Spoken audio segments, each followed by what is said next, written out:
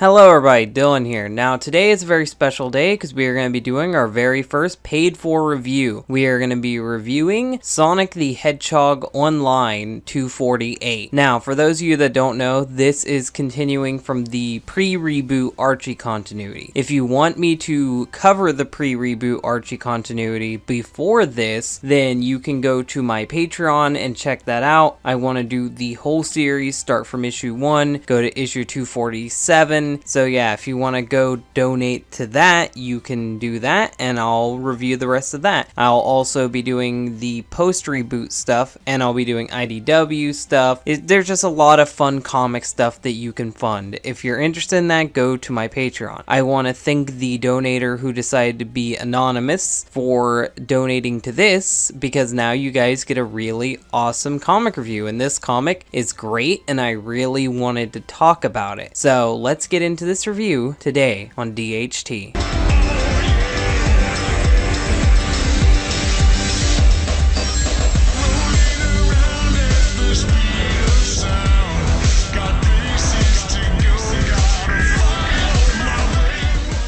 Now, the first thing we're going to do, just like every other comic review I've done thus far, is look at the cover. Now, this could easily fool you into thinking that it was a comic actually made by Archie. The artwork is amazing, and it's comparable to the covers we got for the Sonic Forces comics. The shading is brilliant, the shadow effects are great, you can see the Death Egg looming in the background. If you zoom in, Silver and Sally are really high detail despite them being so small. Amy is riding on the tornado, Metal Sonic is flying by staring at Sonic, and we get Sonic and Emerald fighting on the cover. And this cover isn't a lie. All this stuff does happen in the comic. This is the best way to do a cover. It's interesting, there's a lot of action, and it's not false advertisement. So right off the bat, it's already impressing me so much, and I love this logo they came up with. It kind of looks like the Sonic Archie logo, but with a fun little twist to it. So it's staying true to its roots while doing something new. This cover is amazing. One thing that this story does that's really nice is it has a little cap of what happened last time. This is really useful because not everyone read the previous stuff, or it's been so long that they need a little summary. This summarizes that Sally hopped in front of Eggman's roboticizer beam so the whole planet wouldn't be roboticized, and that turned her into Mecha Sally. Now, it was told in Silver's future that Mecha Sally would destroy everything and that she was the one that betrayed Sonic. So Silver teams up with both Sonic, Tails, and Amy to stop Mecha Sally. And this is where we leave off at, where Silver stopped her. Thanks to Silver coming back, he was actually able to prevent this. And we get a nice little cap down at the bottom of some of the characters that'll be in this. It shows Sonic, it shows Rotor, it shows Tails doll as like a giant monster. It would have been cool if we got a summary of what happened there too, but just know Tails doll transformed into a giant hentai monster. That's all you need to know there. And then we get a question mark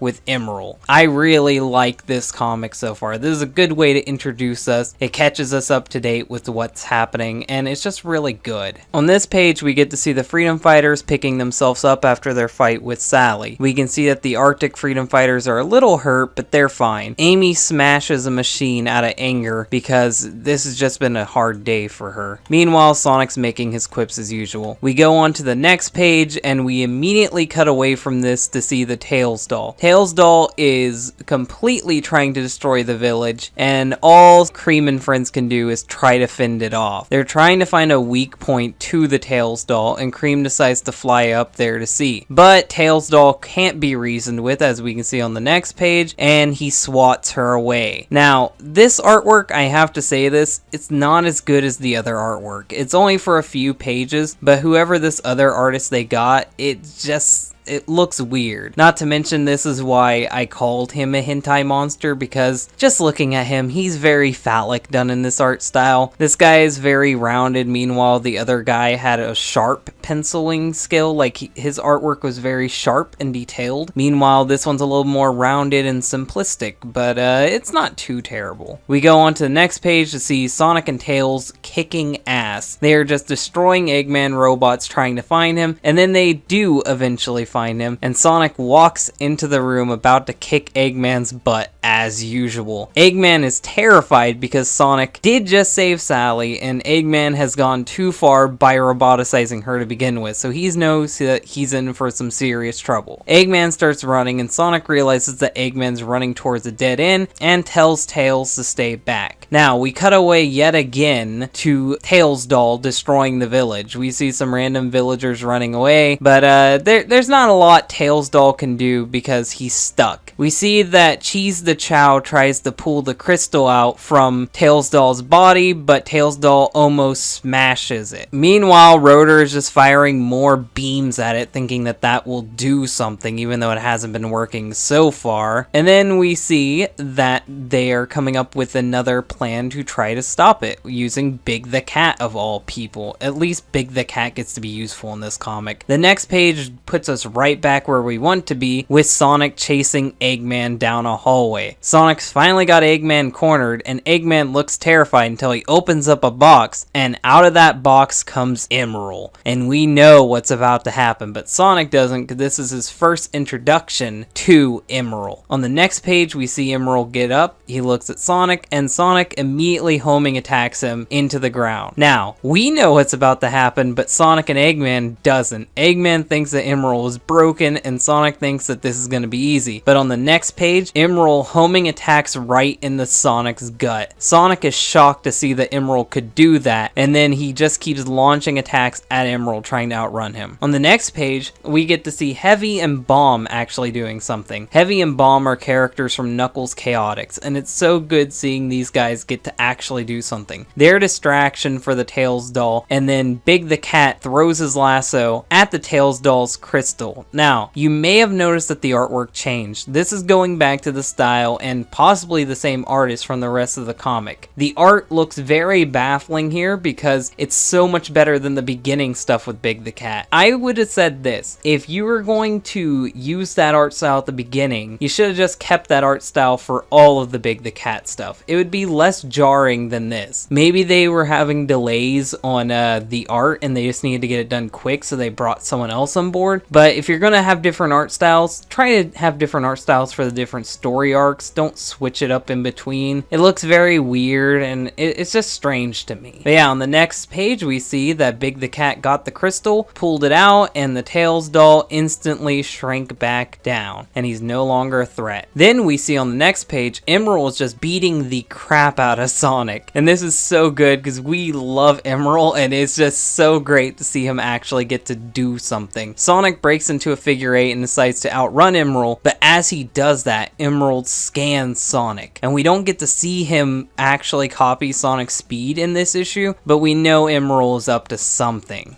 On the next page, we can see that Sonic is smashing up Eggman's computers so the Freedom Fighters can get into Eggman's base. And Sonic meets up with Tails, and then on the next page, we see that Eggman is furious because his computers are smashed, and he's watching the Freedom Fighters escape from his base. Sonic says goodbye to the Arctic Freedom Fighters on the next page, and they go their separate ways, Sonic with Mecha Sally. Eggman is looking at them, and he's talking to Orbot and Cubot, and he's not too upset about this. Now, Eggman gives Metal Sonic some orders and Emerald orders that when they encounter Mecha Sally, destroy her on sight. This leads into the part 2, and I can't wait for the part 2. It's showing that yet again Eggman is a menacing villain, and he's someone to actually be afraid of, which is what I always liked about the Archie comics. Eggman isn't just a joke villain, he does have his serious moments, and he will kill Sally if he has to. He wants to destroy Sonic's life, and I can't wait to see how this story concludes in the next part. Now, on the off panel, we get to see a really good reference back to the original Archie comics. Eggman's trapped in the corner just like in this comic. He opens the box and it's the Wolf Urkel bot.